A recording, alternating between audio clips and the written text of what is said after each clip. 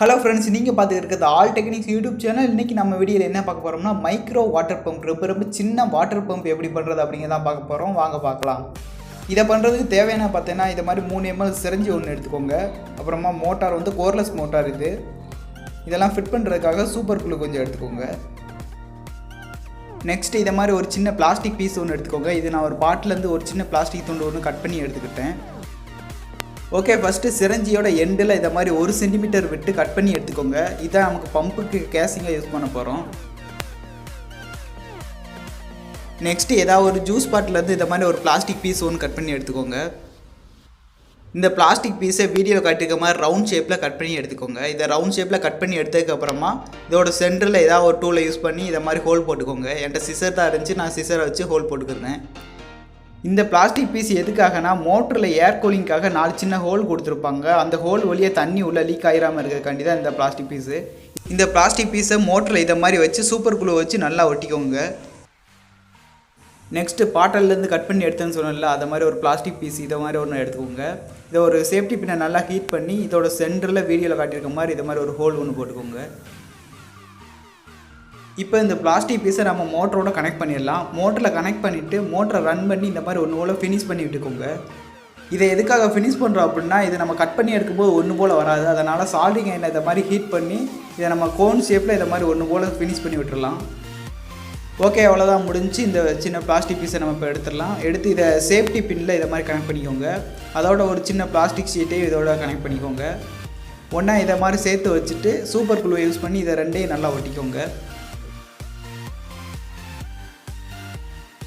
மறுபடியும் மோட்டரை ரன் பண்ணி இதோட சென்டர்லேருந்து சிரஞ்சியோட இன்னர் டயர் எவ்வளோ இருக்குதோ அதே சைஸில் ஒரு மார்க் பண்ணிக்கோங்க.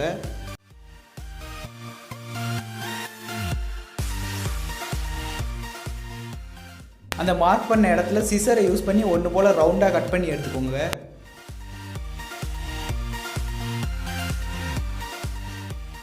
இல்லை ரவுண்ட் ஷேப் ஈவனாக வரல அப்படின்னா இதையும் மோட்டர் ரன் பண்ணி சால்ட்ரிங் ஐனை வச்சு ஒன்று போல் ஃபினிஷ் பண்ணி விட்டுக்கோங்க.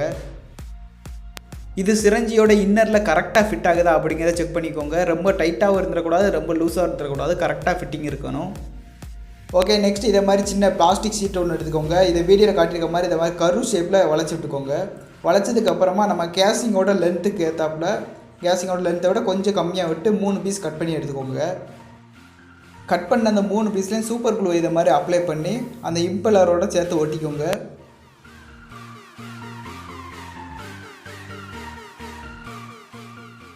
மூணு பீஸே ஒட்டினதுக்கப்புறமா ஃபைனலாக நமக்கு இது இப்படி தான் இருக்கும். நமக்கு இப்போ இம்பலர் ரெடி ஆகிடுச்சு. இப்போ இந்த இம்பலரை நம்ம மோட்டரோடு ஃபிட் பண்ணிடலாம்.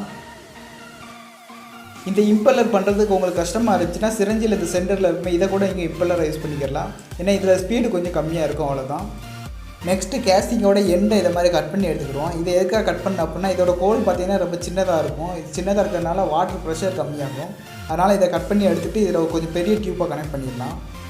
இதில் டியூப் பார்த்தீங்கன்னா நான் குளுக்கோஸ் டியூப் யூஸ் பண்ணியிருக்கேன். இதை சென்டராக வச்சு இதையும் க்ளூ வச்சு இந்த மாதிரி ஒட்டிக்கிடலாம். ஓகே, இன்லெட் முடிஞ்சு அடுத்த அவுட்லெட்டுக்கு இந்த கேசிங்கில் சென்டரில் இதை மாதிரி சால்டிங் ஐனை யூஸ் பண்ணி கொஞ்சம் லீனியராக ஹோல் ஒன்று போட்டுக்கோங்க. நெக்ஸ்ட்டு இன்னொரு பீஸ் குளுக்கோஸ் டியூப் ஒன்று எடுத்துக்கோங்க. அந்த குளுக்கோஸ் டியூப்பை இதை மாதிரி கிராஸாக கட் பண்ணிக்கோங்க. இந்த கிராஸாக கட் பண்ணதை அந்த ஹோல் மேலே வச்சு சூப்பர் க்ளூ யூஸ் பண்ணி இதையும் நல்லா ஒட்டிக்கோங்க. ஓகே, அவ்வளோதான் முடிஞ்சு. ஃபைனலாக கேசிங் பார்த்தீங்கன்னா இதை மாதிரி தான் இருக்கும். இன்லெட் அவுட்லெட் ரெண்டுமே நம்ம ஃபிட் பண்ணியாச்சு. கேசிங்கோட ஃபுல் ஒர்க்கும் முடிஞ்சு. இதை இப்போ நம்ம மோட்டரோட கனெக்ட் பண்ணிடலாம். ஃபஸ்ட்டு மோட்டரில் இம்பலரை நம்ம கனெக்ட் பண்ணிடுவோம். ஃபஸ்ட்டு இம்பலரை கனெக்ட் பண்ணிவிட்டு மோட்டரை ரன் பண்ணி விட்டுட்டு அப்படியே நம்ம கேசிங்கையும் சேர்த்து கனெக்ட் பண்ணிடணும்.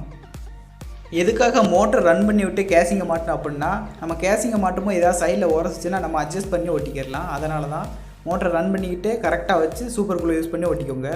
ஒட்டினதுக்கப்புறம் ஃபைனல் அப்படி தான் இருக்கும். நமக்கு இப்போ மினி வாட்டர் பம்ப் ரெடி ஆகிடுச்சு. இதை நம்ம இப்போ செக் பண்ணி பார்த்துடலாம்.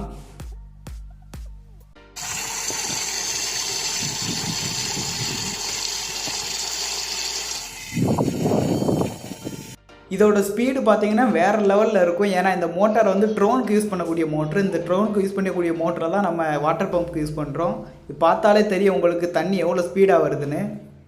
வீடியோவில் சரியாக தெரியலை, குவாலிட்டி கம்மியாக இருக்குது அப்படின்னா அதை நீங்களே இன்க்ரீஸ் பண்ணிக்கலாம். யூடியூப்பில் அதுக்கான ஆப்ஷன் கொடுத்துருக்காங்க. வீடியோவோட ரைட் கார்னரில் பார்த்தீங்கன்னா 3 டாட் இருக்கும். அதை கிளிக் பண்ணிங்கன்னா தேர்ட் ஆப்ஷனாக குவாலிட்டி அப்படின்னு இருக்கும். அதில் உங்களுக்கு தேவையான குவாலிட்டியில் வச்சு நீங்கள் பார்த்துக்கலாம். ஓகே ஃப்ரெண்ட்ஸ், வீடியோவை கடைசியாக பார்த்ததுக்கு ரொம்ப ரொம்ப நன்றி. வீடியோ இன்றைக்கி நல்லா இருந்திருக்கும்னு நினைக்கிறேன். இதே மாதிரி அடுத்த ஒரு சூப்பரான வீடியோவில் மறுபடியும் சந்திப்போம்.